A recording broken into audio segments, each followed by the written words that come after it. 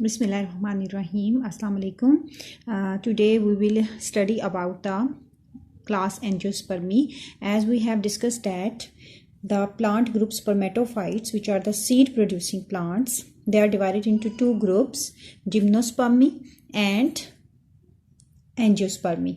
Gymnospermy, gymno means naked, spermy means seeds.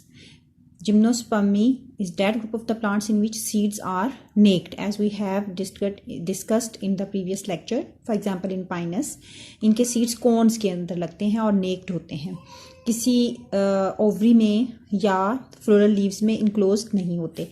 Angiospermy, angio literally means enclosed, spermy means seeds, closed seeds. इनके seeds जो होते हैं वो ovary के अंदर स्टोर्ड होते हैं. फ्लोरल लीव्स जो होती हैं वो टोटली फ्यूज करके ओवरी बनाते हैं जिसके अंदर इनका सीड इंक्लोज्ड होता है. That's why they are called as angiospermy. Angiospermy is again divided into two groups, monocots and dicots.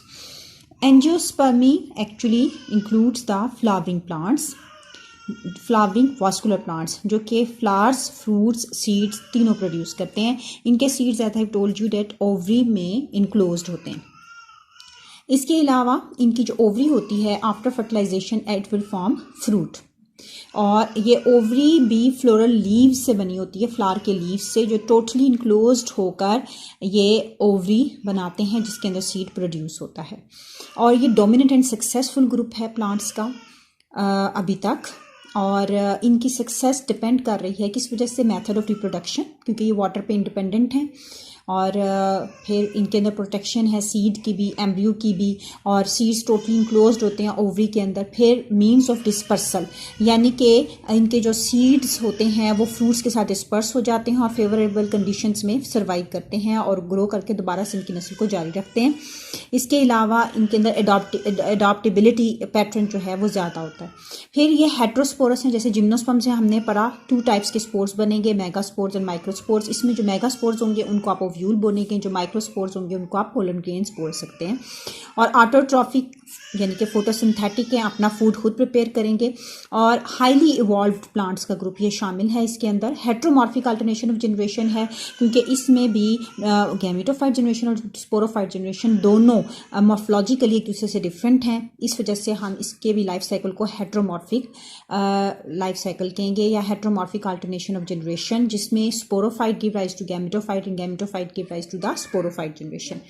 अब लाइफ साइकिल की तरफ अगर हम आ जाएं तो इसमें मैंने आपको बताया कि जैसे आपको जो भी प्लांट नज़र आएगा ग्रीन, जैसे रोज प्लांट है, एप्पल है, या जितने भी एंजियोस्पर्म्स की जो ग्रीन प्लांट्स नज़र आ रहे होंगे वो सब स्पोरोफाइट जनरेशन के होंगे. वो डिप्लॉइड होंगे, 2 सेट्स ऑफ क्रोमोसोम्स होंगे. डिप्लॉइड जनरेशन है, स्पोरोफाइट जनरेशन है, और ये हमेशा रिप्रोड्यूस करेगी by the formation of spores, asexually by the formation of spores.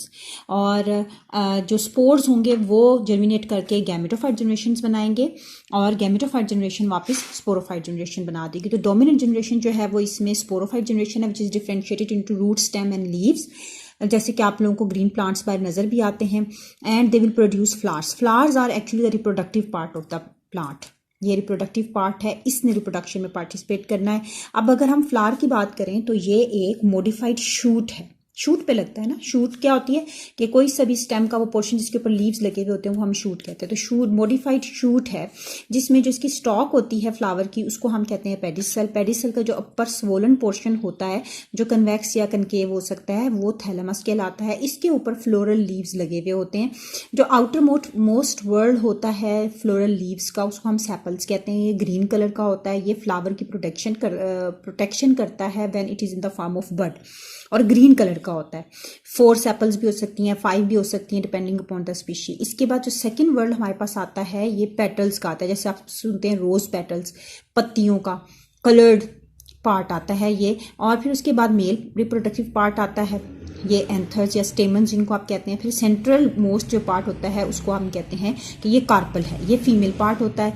और जो स्टेमन्स हैं ये मेल पार्ट होता है. इसके अंदर पोलन ग्रेन्स लगते हैं, इसमें ओव्यूल लगता है, और पोलन ग्रेन्स लॉन्च करते हैं ऑन स्टिग्मा स्टाइल में से होते हुए ये यहाँ तक एग जहाँ पर प्रेजेंट होता है उसके साथ फ्यूज करते हैं. तो ये एक्चुअली एक फ्लावर की स्ट्रक्चर है. अब पेटल्स की अगर हम बात करें तो पेटल्स जो हैं ये पोलिनेशन में हेल्प आउट करते हैं. इनके ब्यूटीफुल कलर्स और खुशबू और इनकी जो बेस पे नेक्टर होते हैं उनकी वजह से इंसेक्ट्स अट्रैक्ट होते हैं, वो जूसेस कलेक्ट करने के लिए आते हैं. तो उनके लिम्स के साथ यहाँ पर पोलन ग्रेन्स लग जाते हैं, और जब यही इंसेक्ट्स उसी सेम स्पीशीज़ के किसी और फ्लावर के ऊपर जब जाते हैं तो वो पोलन ग्रेन्स वहाँ पर शिफ्ट हो जाते हैं। तो ये पोलिनेशन में, क्रॉस पोलिनेशन में हेल्प आउट करते हैं। और जो सेंट्रल आपका दोनों पार्ट्स हैं, एक मेल पार्ट है और एक फीमेल पार्ट है। मेल पार्ट ने पोलन ग्रेन्स बनाने हैं और जो फीमेल पार्ट है उसने ओव्यूल बनाना है। जो आपके पोलन ग्रेन्स उनको आप माइक्रोस्पोर्स भी कह सकते हैं। अब ये सेपल्स और पेटल्स जो हैं ये नॉन एसेंशियल पार्ट हैं या नॉन रिप्रोडक्टिव पार्ट्स हैं, और जो फ्लावर का रिप्रोडक्टिव पार्ट्स हैं वो ये स्टेमन्स और कार्पल हैं, क्योंकि ये आगे रिप्रोडक्शन में पार्टिसिपेट कर रहे हैं, तो इनको हम रिप्रोडक्टिव पार्ट बोलेंगे।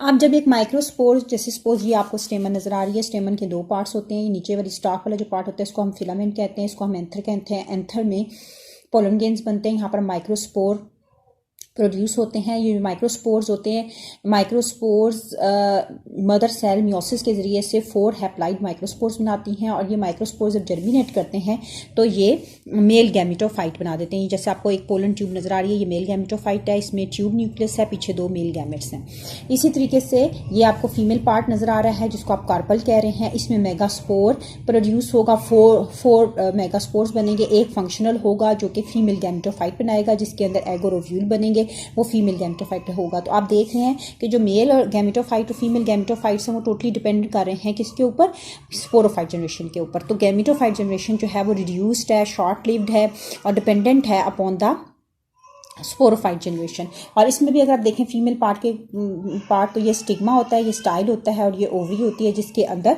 ओव्यूल्स प्रोड्यूस होते हैं। तो ओव्यूल्स जो होते हैं ये प्रोटेक्टेड होते हैं बाय द इंटीग्यूमेंट्स, उनकी कवरिंग होती है। और ये मेल गैमेटोफाइट अगर हम डिटेल में आपको मैं बताऊं कि ये एक जर्मिनेटेड पोलन ग्रेन है जिसमें ये ट्यूब न्यूक्लियस है, ये पीछे 2 मेल गैमेट्स हैं, ये पोलन ट्यूब जर्मिनेट कर रही है। तो male gametophyte actually germinated pollen tube होती है या पोलन ग्रेन होता है जिसमें डेवलपमेंट का प्रोसेस स्टार्ट हो चुका होता है और जर्मिनेशन हो रही होती है। ये फीमेल गैमेटोफाइट आपको नजर आ रहा है, 4 हैप्लाइड मेगास्पोर्स बने थे, एक फंक्शनल था। ये फंक्शनल मेगास्पोर एम्ब्रियो सैक बना चुका हुआ है। ये टोटल 8 सेल्स बनते हैं, 4 इस साइड पर होते हैं, 4 इस साइड पर होते हैं, एक पोल पर एक पोल पर, एक इधर से और एक इधर से न्यूक्लियाई यहाँ पर सेंटर में फ्यूज करेंगे। अब ये जो 3 यहाँ पे आपको नजर आ रहे हैं इनको आप एंटीपोटल सेल कह सकते हैं। ये जो साइड पे 2 नजर आ रहे हैं इनको साइनर्जिड्स कहते हैं, और ये सेंटर में एक एग है, और ये जो है सेंटर वाला फ्यूजन न्यूक्लियस है, ये ऑलरेडी डिप्लॉयड है। और अब ये 2 मेल गैमेट्स हैं, जब ये पोलन ट्यूब जहां तक पहुंचेगी तो इसमें से एक गैमेट फ्यूज करेगा, एक मेल न्यूक्लियस फ्यूज करेगा एग के साथ, यहाँ पर फर्टिलाइजेशन होगी, जाइगोट बनेगा, ऊस्पोर बन जाएगा। और एक मेल जो न्यूक्लियाई है वो फ्यूज करेगा फ्यूजन न्यूक्लियस के साथ यहाँ पर, और फ्यूजन न्यूक्लियस ऑलरेडी डिप्लॉयड है तो ये ट्रिप्लॉयड हो जाएगा। तो ये एंडोस्पर्म में डेवलप हो जाएगा और ये ऊस्पोर या जाइगोट में डेवलप हो जाएगा। जैसे कि यहाँ पे आपको इसमें भी नज़र आ रहा है, टोटल 7 सेल्स हैं हो गए हैं। ये 3 साइड पर सेंटर में एक जिसके अंदर ये डिप्लॉयड है, ये ऑलरेडी जो एम्ब्रियो सैक आपको दिखाया जा रहा है ये सेंटर वाला, इसमें आपको डिप्लॉयड नज़र आ रहा है। ये 2 न्यूक्लियाई हैं इसके अंदर। ये पोलन ग्रेन लॉन्च करेगा, ये पोलन ट्यूब बनेगी, पोलन ट्यूब आएगी, और पोलन ट्यूब में मौजूद 2 मेल गैमेट्स में से एक जो है वो एंडोस्पर्म बना देगा, फ्यूजन न्यूक्लियस के साथ फ्यूज करके, एक एग के साथ फ्यूज करके जाइगोट बनाएगा। ये साइड वाले दोनों सेल्स जो हैं ये साइनर्जिड्स कहलाते हैं, ये एंटीपोटल सेल्स बनाएंगे। यहाँ पर फर्टिलाइजेशन हुई है, ये एम्ब्रियो बना देगा, और ये जो फिर ओव्यूल है ये सीड में डेवलप हो जाएगा, और जो ओवरी है ये फ्रूट में डेवलप हो जाएगी। अब अगर ये एंडोस्पर्म का फूड जो है, जो ट्रिप्लॉइड एंडोस्पर्म है, ये अगर कोटिलेडन्स एब्जॉर्ब कर लेते हैं तो फूड उसमें शिफ्ट हो जाएगा और एंडोस्पर्म डिसअपियर हो जाएगी। लेकिन अगर जैसे पी के अंदर होता है, लेकिन अगर एंडोस्पर्म के अंदर ही फूड रहता है और उसे कोटिलेडन्स एब्जॉर्ब नहीं करते हैं तो वो परसिस्ट करेगा, जैसे कि आप कैस्टर ऑयल के अंदर देखते हैं। तो इस तरीके से ये लाइफ साइकिल जो है वो इसका कंप्लीट हो जाता है। अब यहाँ पे आपने नोट किया कि 2 मेल गैमेट्स थे, 2 मेल न्यूक्लियाई थे, जिनमें से एक एग से फ्यूज किया, एक फ्यूजन न्यूक्लियस से फ्यूज किया। तो इसको हम कहते हैं double fertilization. Double fertilization angiosperms का कैरेक्टरिस्टिक है, ये किसी और ग्रुप के अंदर नहीं है। जिम्नोस्पर्म्स में डबल फर्टिलाइजेशन नहीं होती, डबल फर्टिलाइजेशन सिर्फ और सिर्फ एंजियोस्पर्म्स में होती है। तो एंजियोस्पर्म्स में आपने याद रखना है कि ऐसा ग्रुप है which produce fruits, flowers and seeds, plus आपने याद रखना है कि इसमें डबल फर्टिलाइजेशन होती है, और इस तरीके से इसका लाइफ साइकिल जो है वो कंप्लीट हो जाता है।